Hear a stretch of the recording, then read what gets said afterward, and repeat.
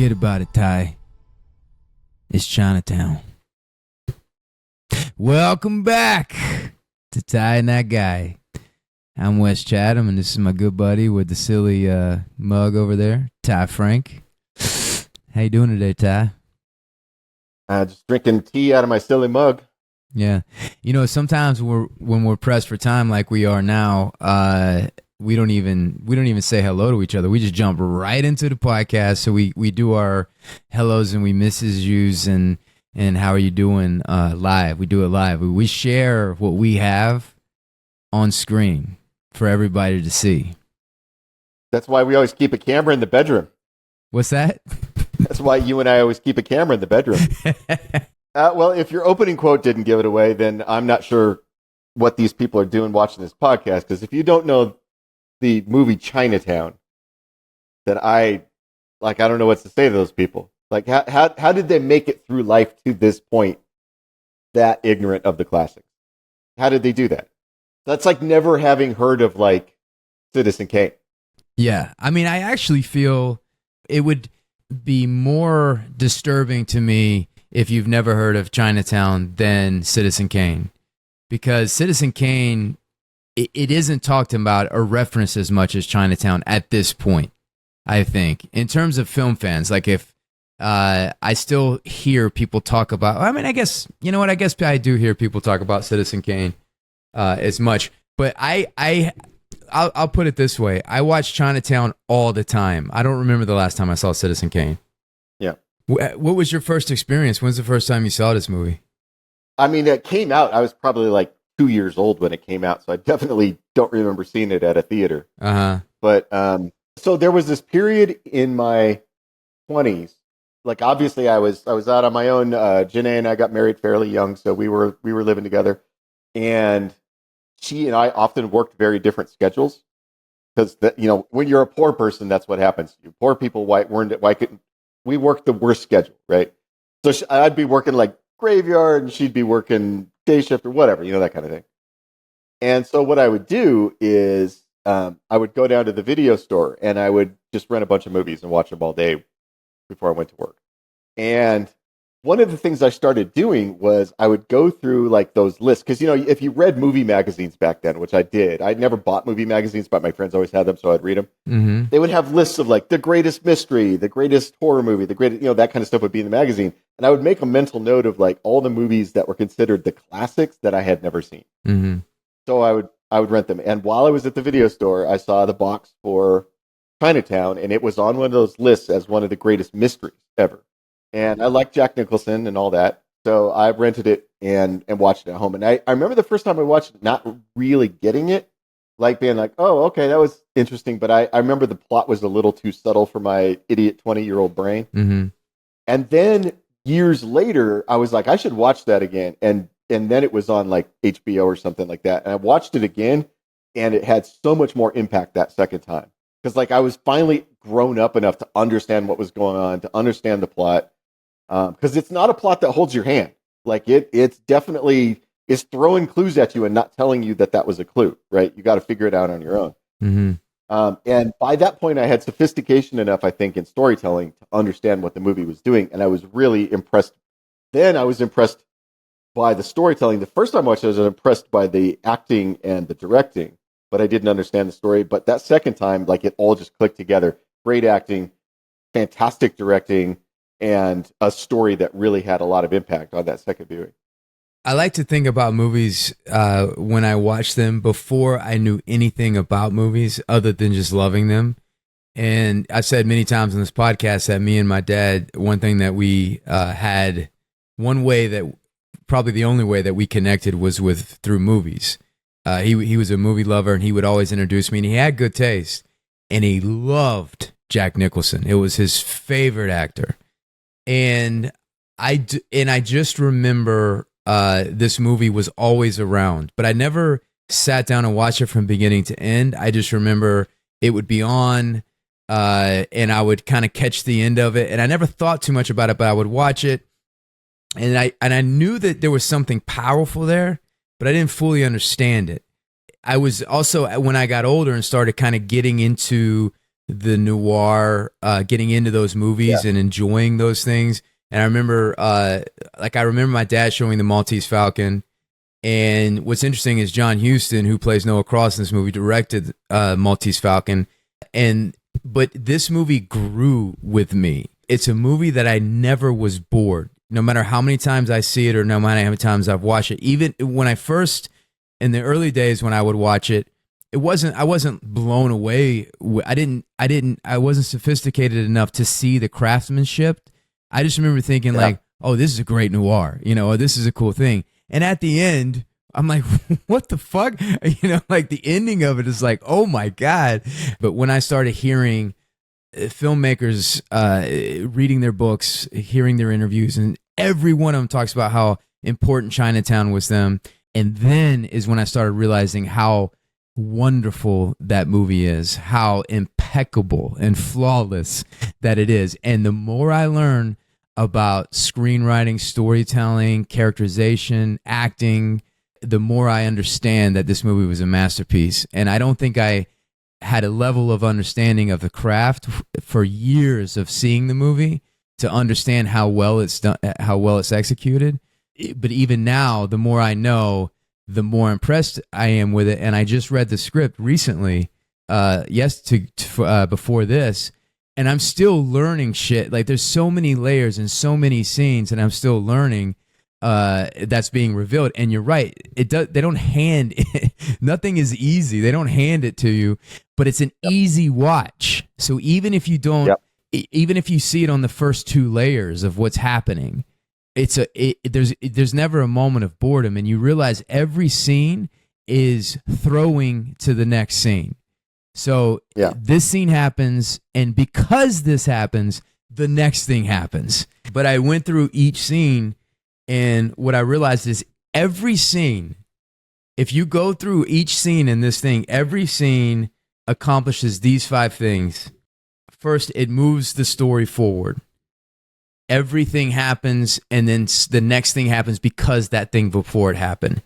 And then every scene reveals character. Something new about the character is revealed, and then there's a new question about that character that is revealed, and it plants seeds within that. So then, even if you answer one question, there's 2 more questions that are asked. So every scene is satisfying, but then also provoking mystery to go forward. Every scene has a payoff, meaning that something gets answered, something gets kind of satisfied in each scene, and then it goes to the next scene. But there's so many other questions that are asked, and then every scene is entertaining within itself. Every scene is fun. Jake is witty, he's funny, he's tough, he's smart. So every scene is interesting and fun. And in order to accomplish that throughout the whole movie and not have one wasted moment, not one wasted character, not one forgotten character, is a huge accomplishment. Yeah, it's a meticulously crafted movie, and I think Rosemary's Baby was as well. I think this was why Roman Polanski was such a hot director at the time. And before we go on, yes, we know Roman Polanski is a controversial character. We know what happened with him later, the controversies surrounding him. We're not going to talk about that, but we are aware of it. So you don't have to fill the comments, well, do you know what Polanski did? Yeah, we know. We're strictly talking about the work right now. But from a work perspective, the movies like Rosemary's Baby and Chinatown, and even what's the black and white one he did that's set in Paris about the hair and makeup. It's not Obsession, but it sounds like that. I know what you're talking about. Anyway, but that was post. You're talking about post Chinatown. Was that after Chinatown? I thought it was before. Anyway, but all of those movies are so meticulously crafted. That was really what he was bringing to filmmaking at the time. That really set him apart, made him unique. I will also say, so Jack Nicholson, of course, has always been, like, from the first moment he appeared on screen, everybody loved Jack Nicholson. He is right out of the box. He's a megastar. Well, but not out of the box. No, I'm not saying that the first thing you did was a huge hit. I'm saying that he is a personality that is like designed to be a megastar. Jack Nicholson just had that. Well, I will. I mean, I know you're going through a series of points, and I want to comment on that point. Do you want me to do it after or now? if you want to be mean to Jack Nicholson, you can later. My point is, all the elements are here, right? You got a megastar, a future megastar in Jack Nicholson. You got this super hot director in Polanski. This great screenplay. You know, talking about screenplay, it's great too. But even beyond that, so I'm talking about like when I first watched the movie, I didn't quite get all the subtleties. Like I didn't understand all of the storytelling. It was a little too subtle for me. But the thing I knew for sure was Jake was a fucking cool character. Jake Gittes is like like all great noir detectives. The detective has to be popping off the screen, right? The Maltese Falcon. The reason it's so great is because Humphrey Bogart kills that character, right? All of the great, I think, noir films have to have a character like that. In Chinatown, you can't take your eyes off Jake, and he's not at all what you think of. Like he's not a tough guy. He just gets his ass kicked the whole movie. It's not like he ever like kicks anybody's ass. He's not like in gunfights. He's not winning gunfights. He doesn't carry a gun. So he's not doing any of the things that we think of now as, you know, the private detective sort of things. He's just cool. He's smart. He's cool. He figures things out quickly. And he just has this like attitude to him. Like even after he gets his nose cut open, and we'll talk about that later, he still has this attitude to him that like, they sliced half my nose off, but I'm still going to get in your face and talk shit, right? Mm-hmm. I think more than anything, all these other things are super important, but more than anything, that combination of Jack Nicholson and that character of Jake, those two things together made Chinatown a gigantic success. Yeah. Yes. What I was going to say about Jack Nicholson, which I think is interesting, is Jack is a huge fan of this podcast, so don't be mean. Let me tell you something. Jack is my all-time greatest of all greats. I think I have nothing but deep admiration for Jack Nicholson. I think he's one of the greatest actors of all time, and there's no question. And so we're going to do our top 5 greatest Jack Nicholson performances. He's the actor I watch most when I go back and watch these things. So I don't have anything to say that.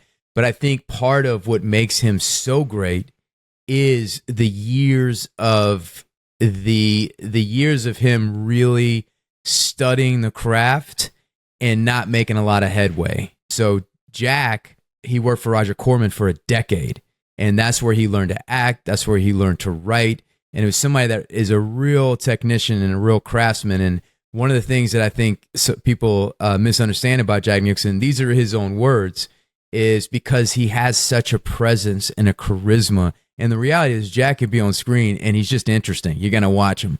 He says the one thing people don't understand is how much of a nerd, an acting nerd I am, how I break down scenes, how prepared I am when I come to work, how this, I don't just show up and be Jack Nicholson and it all comes together. And I love to hear that. And he's fascinating. And I think because he's a guy who has figured it out. He's a guy who understands the craft, knows what he's doing, a real technician, but he also understands the politics and the business of acting. And he gives one interview, and that's connected to this thing. And what he says in the beginning is, I think the best thing that ever happened to me was getting success later.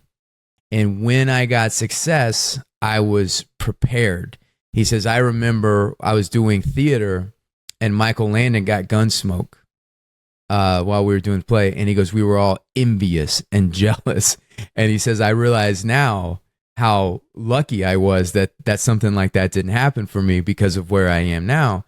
And so I love the idea of what a craftsman he is. And that's where his success came from. And I don't want you to misunderstand me. I wasn't saying that like from the first moment he appeared on screen, he was already a megastar. I know that's not true. Uh-huh. What I was saying is he has a screen presence. Yeah. That when he finally gets his shot, and it's very hard to get your shot, and there are a lot of people with amazing screen presences for one reason or another, just really never got their shot. Right. Right.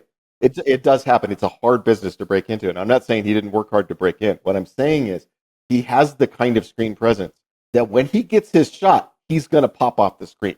Oh yeah. And I know some of that is hard work and all that, but I've seen Jack Nicholson in like the episodes of TV that he did when he was like a nobody and no one had ever heard of him. Yeah. And he's fascinating in those. Oh yeah. Like in the Roger Corman movies. Yeah, exactly. There's something about him that explodes off the screen even when he's not given a lot to do. So what I was saying is when he finally gets a big role, a big part, a great part like Jake Gittes, he's going to explode. There's like no avoiding that. That's like he has been a bomb the entire time. Yeah. We just needed to stick a fuse in him and light it, right? It's the trifecta of excellence, right? Because you have Robert Towne, who's writing the script, who has been who's basically, Jack Nicholson has been his muse since acting classes. So he says a lot of times when he writes for Jack Nicholson. There's most of Robert Towne's movies that have really taken off are with Jack Nicholson at the center of it. And then you have, actually it's more than a trifecta, because you have then you have Roman Polanski, who is he did Rosemary's Baby at this point, so he was kind of a rock star director, but this is like, now he's confident, he's still hungry, and he's gonna and he has material that he knows he can blow the world away with. Then the fourth person in this is you have Robert Evans, who was a young studio exec who ran Paramount at the time, who was kind of rogue and rebellious and really connected to the artists of that age, and was like, you tell the story the way you want to tell it, because a lot of people around Robert Evans wanted to have a happy ending in Chinatown. The notes that they gave, they wanted things explained. They wanted, all like the shit that they did. And it makes you realize that there are probably people that could create work at this level, but the barrier is too high. There's too many people. There's too many chefs in the kitchen. And, it's what Roman Polanski says, that there's a Yiddish saying when it says, if there's too many chefs in the kitchen, nobody eats. And that you need to be singular. And so the thing with Chinatown is all these things kind of came together: the timing, the script, the actor, that really came together to hit this. Could you imagine some of the notes that they would give? And they'd be like, so we don't really understand why Ida Hayes is killed. Why can we explain? And one of the first notes would have been to take out the incest story. That was one of the first notes. That's one of the ones. There's many ways in which Chinatown, and we're not probably going to do a scene by scene breakdown of Chinatown. It's just it's a very well known classic. I think talking about sort of the deeper things is much more interesting to me. So let's talk about the 70s a little bit, because Chinatown is a 70s movie. And really it's that late 60s, early 70s where you really start to see this sort of courage in filmmaking, this sort of like, we're not going to do the father knows best version of filmmaking where like everybody gets a happy ending and all the stories are explained and all of that stuff. You really start to see this kind of pushing. You mentioned Easy Rider's one of those movies. Chinatown's one of those movies. Rosemary's Baby's one of those movies. And all the things in Chinatown that would not have been okay even just a few years earlier. The really unexplained private detective plot where Jake knows what he's doing. And we're following Jake as he goes, but we don't know what Jake's doing. Mm-hmm. We don't understand why he's doing it. He never explains anything. Mm-hmm. He just does the stuff that he does. Mm-hmm. And the clues are all there. The hints are all dropped. But that there's never any scene at a blackboard where somebody goes, well, we know this happened, so this must have happened afterwards. Like you see in like TV shows now where everybody's explaining the plot to each other at the blackboard. There's none of that. And the ending of the movie, if you haven't been paying attention, it just seems like a bunch of stuff that happens, right? If you haven't been paying attention, it's just like, why did any of those things happen? Uh-huh. The number of studio notes that I'm sure they got, take out the incest story, explain the plot better. We need the girl to survive, and we need Jake to get her. They need to leave the movie together, mm-hmm. right? They're like, now they're a couple, mm-hmm. right? All of that, I guarantee every one of those notes was given. Right. And none of them are done. And because of that, this is an all-time classic. What's really interesting is like thematically at the heart of this movie is Chinatown, right? And Chinatown is more, and Robert Towne talked about it, that Chinatown is more of a state of mind, right? It's the emetic nature of evil. And Jake gets, it kind of reminds me of Rick in Casablanca, where something really bad happened to him. And when you pick up and you see him, he has a cynical take on life and people in general. Yeah. And so when you first meet Jack Nicholson, there is a bit of there is, you do kind of like, there seems to be like a moral, a bit of a lost moral compass, but he's working with Lou at the beginning, and I know we're not going to go scene by scene, but what I love is that he goes through the whiskeys and he finds the cheaper whiskey to give Lou, because Lou's not a big time client. He doesn't have a lot of money. He doesn't have these things. So he's not going to waste the good shit on him, right? He's got the good shit or whatever. Right. He goes and he pours some of the lesser stuff, because Lou, you know, the movie starts off, he's seeing pictures of his wife cheating on him. You realize that that Jake is a private detective. He's the one that got the pictures. Lou's heart's broken. He's like, don't eat the Venetian blinds. He's like trying to, you know, bite the blinds or whatever, and everything is meticulously really upclassed in the office. He's wearing really nice clothes. He gives him the cheap whiskey, but when he's walking him out and Lou's like, look, I'm sorry, I don't have the money and everything like that, Jake's like, don't worry about it. I'm not going to take your last dime. So the decent side of him, the good part of him is still intact. And you realize that as the movie progresses, the decency that he has did not vibe well with Chinatown. And he has this, and he gives these, and I mean, we're not going through all the scenes or anything in the movie, but he's constantly giving clues about, you know, what did you do in Chinatown? As little as possible. Well, that doesn't sound like a job in Chinatown. That's how they want you to be, you know? And so he's compromised so much that he is wounded by that. There's a scene when he's in the barbershop when the guy basically makes a comment that seems that he's doing these things to get publicity, and that he's using these people and it's the only time you see Jake lose his shit. He gets really angry because he goes, I make an honest living. I'm a decent person. I'm a decent man. So obviously there's some he's been compromised at some point, and it all leads back to Chinatown. And Chinatown represents that stuff. Gittes, I don't think, was willing to compromise. And so whatever happened is what threw him out of Chinatown. Well, and he used to be a cop. I mean, that's implied in the story. And he's way too young to be a retired cop. So clearly something happened, right? Mm-hmm. That pushed him out of the police force. And I don't recall that they ever get very explicit or specific on what that was. You get the sense that it's something romantic. He cared about a girl, because he says to Evelyn, I tried to protect somebody, and then all I did was ensure that I hurt her. Or, you know, and then when Escobar, when they're in the car, and he says, let me go in and talk to her first. And he goes, when will you ever learn, Jack? So there's some history there. There's a thing with the girl there. But the thing with Jake's history as a cop, I think there's a lot implied there. And I think, yes, obviously it is implying all the way through that it has something to do with a woman. But it's also implying that it has something to do with a line he wouldn't cross.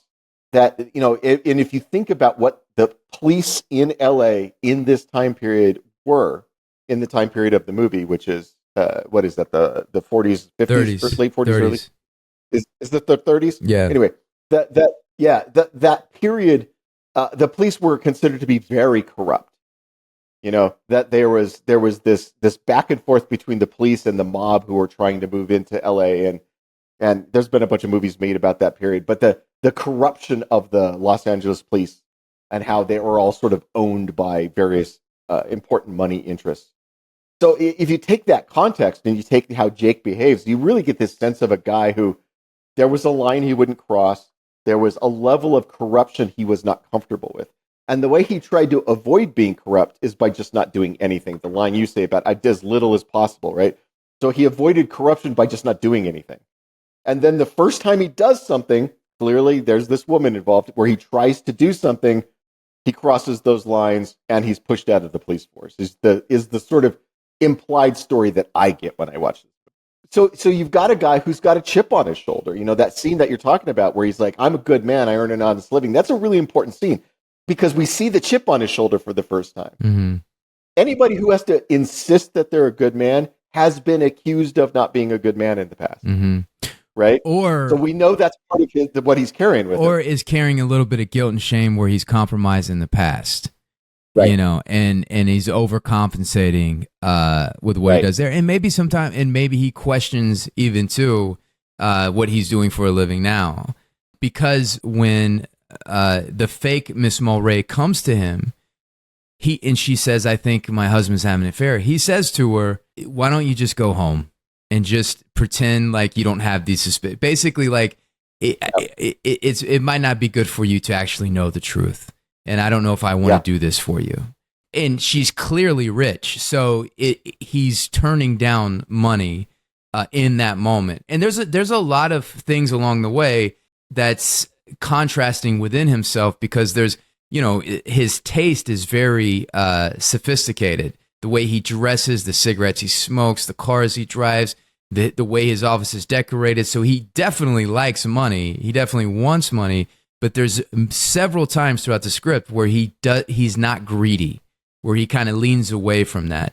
And it's usually the moral decision that he takes over money, because he says to Escobar before, he says, I would never extort anybody for money. I wouldn't do that to my worst enemy. So he gets real offended when somebody accuses him of doing something shady like that. Yeah. And extorting people for money is sort of the classic slimy private detective story, right? Private detectives, they dig up your worst secrets and then they hold them over your head for money, right? And he's pushing back up against that version of himself very hard, right, throughout this movie, right? I'm not that kind of guy. That's not what I do, and which clearly says that it's something he thinks about. It's something he worries about, which either means he was accused of it in the past, or it's something he thought about doing in the past, and now he's got a lot of guilt about it. I don't know what exactly the details are there, but that's part of what makes Jake such an interesting character. Is he's a man trying to stay clean on the filthy side of the swimming pool, right? He's trying to be the only clean man in the land of dirty men, and that makes him interesting. Everybody else around him is corrupt. If you watch this movie, if you really pay attention to the characters he interacts with in this movie, literally everyone he interacts with is totally corrupt, except for the women, right? They're not. They're the character just flew out of my head. Evelyn? Hollis? Faye Dunaway. Yeah. Sorry. Yeah, Faye Dunaway. Faye Dunaway's character is not corrupt. Hollis is not corrupt. Hollis Mulray. He's a good person. He's the one pure person in this script. But he's also very quickly killed, as I recall. Yeah, very, very quickly killed. I mean, that's what happens. Yeah. But what's interesting about him, so Noah Cross, who's like the personification of Chinatown within this movie, he operates within that force, who is, I think, he's almost supernatural. I think there's a reason why they cast John Huston, because John Huston's such a legend. He's such a presence, such a persona. Yeah. And there's big personality. Yeah, big personality. And there's something about this character, because even when it reveals what it is that he wants, it's so evil, particularly at this time where this kind of stuff was there. Like it's unlike, I mean, I remember when I first heard it, it took me a while to wrap my head around it. It's kind of like the first time I saw the scene in Deliverance, when the squeal like a pig scene, where I'm like, is he... Yeah. Is what? Oh yeah, yeah. He is. It's like it really took me, and I was like, "What is that? Why is he?" My mind couldn't compute. And I'm like, "What is he hurting him? What's he doing?" So your brain is rejecting what's really going on. Exactly. So when she says, "It's my sister, it's my daughter." It's my sister. It's my daughter. It's my sister like, and my daughter. And then I was like, "What?" And then Noah, and so what you come to realize is that the only person that can rival Noah Cross in power is Hollis Mulray, and that's the only reason that he was able to protect the incest baby from Noah, because he had as much money and power as Noah Cross. So he systematically attacked him first to unstabilize him. Why hiring Jake Gittes to get the pictures, and then he threw him right in the newspaper to shame him. So he started wavering him, and the reality is I get the supernatural component, because all the rivers of evil run back to Noah. So all the layers, the water corruption, And then the corruption with him raping his daughter, all that stuff goes back to him. And him trying to drive the farmers out of business by depriving them of water so he can steal their land. I mean, like, he's literally just like the center of every bit of corruption in all of LA in this movie. This is an important point in the movie, but also just in the world we live in now. At a certain level, it's not about money anymore. At some point, you have enough money that you will live well for the rest of your life. You will never need for anything. So it's not about money. At that point, it becomes about power. Yeah. He's a man obsessed with his own power. Right. And the reason you take the land is so that you own the land and then you are powerful. Yeah. The reason you want to own the water is because owning the water makes you powerful. Yeah. He's not worried about how he's going to pay for his next meal. He's not worried about how he's going to pay for his rent, right? Those are not considerations anymore. And part of what's happening here with the whole incest storyline is that is a thing that no one should do. It's not even like questionable. It is so evil. It is so over the top evil. And this man, part of it is, I'm so powerful, I can do a thing literally everyone would get in trouble for, everyone would hate me for, and I can do it and I can get away with it because that's how powerful I am. Yeah. Right. Yeah. And I think that's exactly what you're talking about with the allusion to Chinatown, is that at a certain level of corruption and a certain level of power, there's just nothing you can do anymore. Right. You're just everybody in the movie is a victim of Cross. Everyone is a victim of it. I think that's exactly right. It is about power. You know, people talk about the evil of the love of money, but the real evil is the love of power.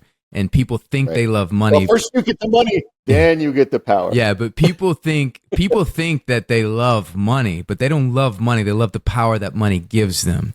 And there's a great scene where Jack Giddy says, "How much money are you worth? Are you worth 10 million?" Or he goes, "Oh, well more than that, Jack or Jake." And then he's like, "So why are you doing this? How much better dinners can you have? What kind of better house can you have?" And he says, "I'm doing it for the future." And and I always wondered, that's a very interesting choice of words, like the future. And then I started thinking about it, and then what I think the future is, and what I think is so embedded within that one line is that the future is the granddaughter. I'm doing it because I own that. And so I do this for the power is that, because he says, what are you going to buy with that money? What I'm going to buy is, and he says at some point earlier on, he goes, Evelyn's going to jail even if I have to buy the jail. You know, I'll put her in jail even if I have to buy the jail. So the fact that he's saying the future of himself is what he, and the fact that he can buy that and take that and do whatever he wants with it in front of everybody, even if they know, that's power. And once you have that level of power, what the argument I think the movie is making is, once you have that level of power and that level of freedom from social restriction, you become a monster, because Cross is a monster. He's a monster. Yeah. You know, it's almost supernatural. Chinatown is almost, it's just, you know, there's something, even though that's not what the movie is, but the level of power and how evil he is, because even at the end, he when he's with Evelyn and his granddaughter, he doesn't hide what he is. It's almost like out there in the streets.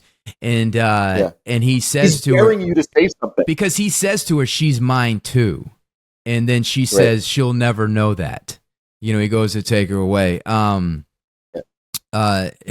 You know, so like he doesn't care because everybody's working for him. So he can put it out on the street, because when Escobar shows up, it's clearly, it's very subtle, but it's clearly like, oh, Escobar is compromised as well. And, you know, but Cross comes out and is completely who he is in front of them, is almost flaunting it. And it's so, it's so eerie, you know, when he's like, oh, my baby, when he's pulling her away and he puts his hand over her face, and you feel so hopeless. And that's the movie puts you in that state. That's the argument the movie's making. And the movie leaves you there. You know, that studio note you were talking about where they were saying, oh, there needs to be a happy ending. The movie does not give you a happy ending. Mm-hmm. You know, the character who is the most innocent and the most victimized gets killed. like she gets murdered. The daughter, who is totally innocent in all of this, gets taken away by the monster that is her both father and grandfather. Jake solves the thing, but he solves the crime, but it accomplishes nothing. Knowing the answer, knowing what really happened, changes nothing. Cross is still in charge. Cross is still going to do what he's going to do. So you've accomplished nothing. Well, you're not only did you accomplish anything, you're back right in the same situation that you were to whatever happened to him in the beginning when he tried to help somebody, but all he did was ensure that they got hurt really bad. Because if you think about it, if it wasn't for Gittes, because Gittes is the one that threw the first shot at Hollis Moray by the pictures, and he's the one who found the granddaughter, because they were able to keep the granddaughter away for 15 years. And the only way that they were able to do that is because probably the second most powerful man in LA is protecting her. And he's the one that threw the first shot at him. So, he's going to be carrying this around for a while. If there's anybody that's listening that's an actor, if they want to learn something about or to use Chinatown to learn something, if you go through and you read Chinatown, you read the script of Chinatown, and every script has a purpose, has a meaning. And at the beginning of every script, one character wants something, the other character wants something. It's very clear. And at the end of the script, they're a bit different. They've either learned something, it propels to the next moment. And then when you watch Jack Nicholson, when you watch Faye Dunaway in these scenes, they are so spot on in following the writer's intentions with the guidance of the director.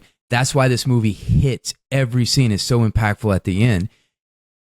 Then you come to realize that you are there to serve the intention of the writers. They wrote that scene for a reason, and so you need to identify, why are you there, what do you want, and what's in your way, and how do you overcome that. And if you connect into the writer and allow the guidance of the director, that is what makes great work, and that means that it's above yourself. It doesn't matter how good you are, and it doesn't matter what you want. The thing that drives me crazy is if there's an actor in the scene that's like, well, I would do it this way, or I would want this way, but it's completely different than what's written in the scene. So they haven't really figured out what the writer wants. What was the intention? Why are you here? Why are you here? You watch Chinatown, no character is wasted. They're all there for a specific reason. They're not there for that actor to look good in the lighting and to say things that are fucking cool and they think is a movie star. That's not the purpose of it. So to get to the next level is fully understanding why am I here? How is the writer using me? How do I serve that? And so if you read the script and then you watch Chinatown, the words on the page are pitch perfect to what the movie is and how they're serving and lifting each scene as they go. And that's the great lesson. Like you were talking about, writers should study acting, and actors should study writing. Yeah.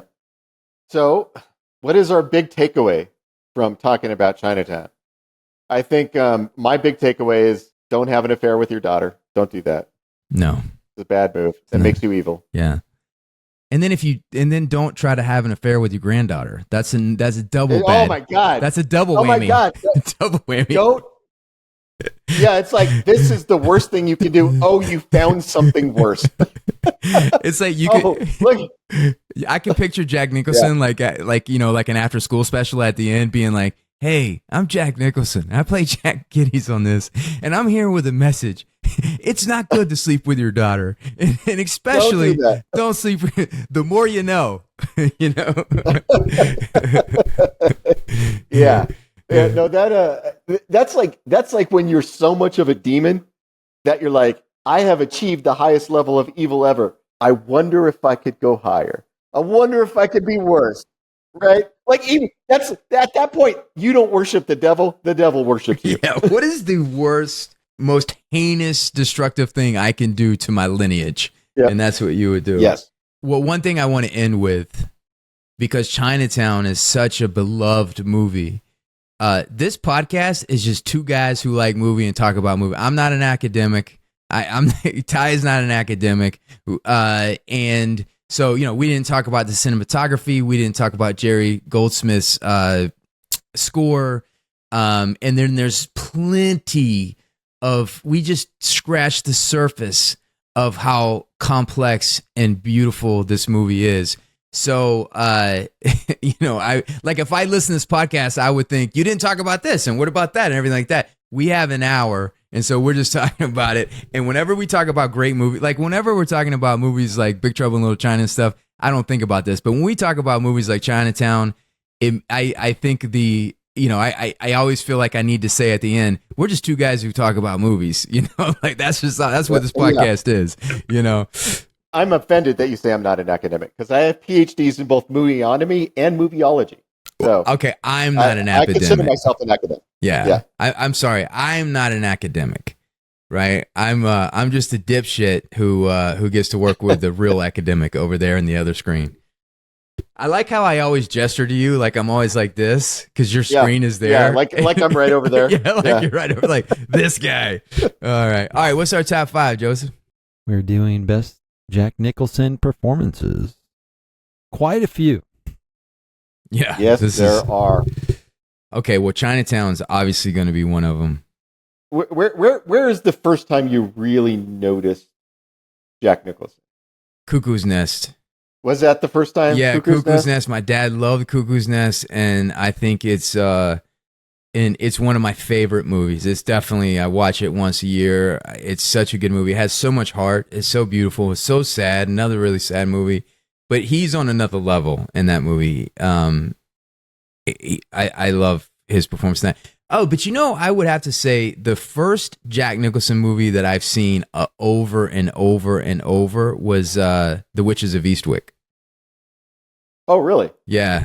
My dad loved that movie too, so we watched that movie a lot. And it was in the HBO rotation, But I wouldn't put that in the great performances. The thing is like any other mortal actor, if they had one of these movies, one of these performances, they would be thankful. Right. But this guy is just in another level.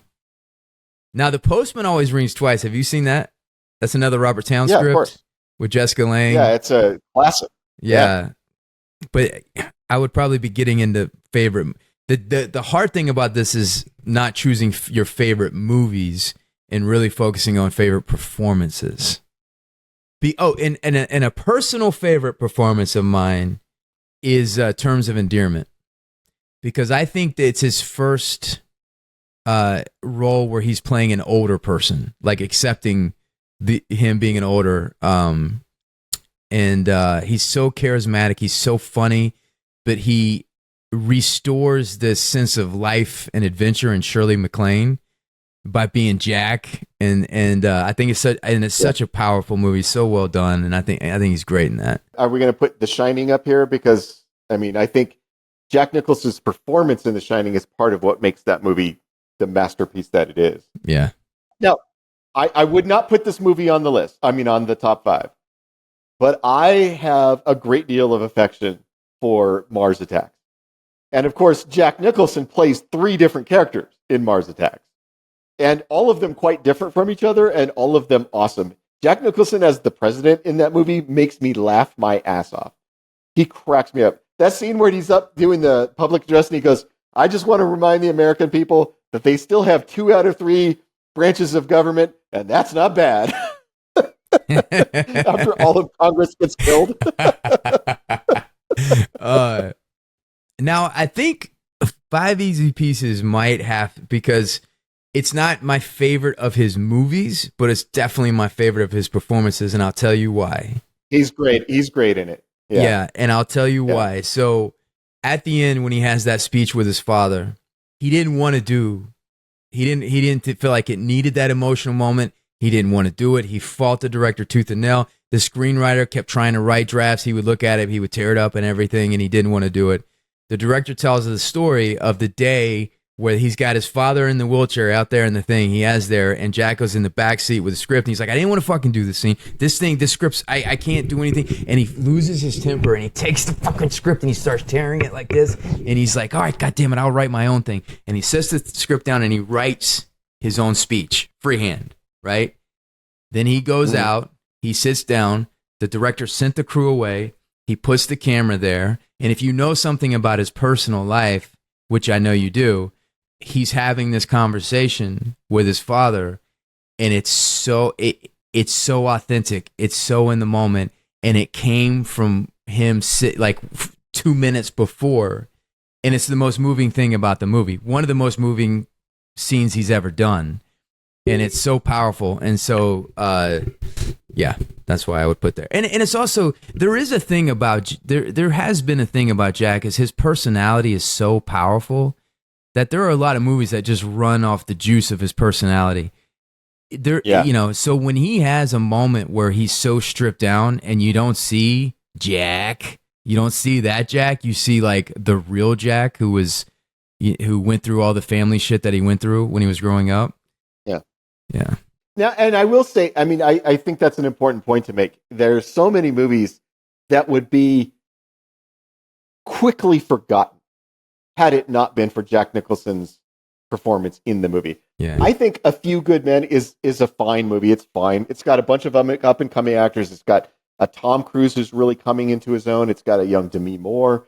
It's got Footloose. Kevin Bacon.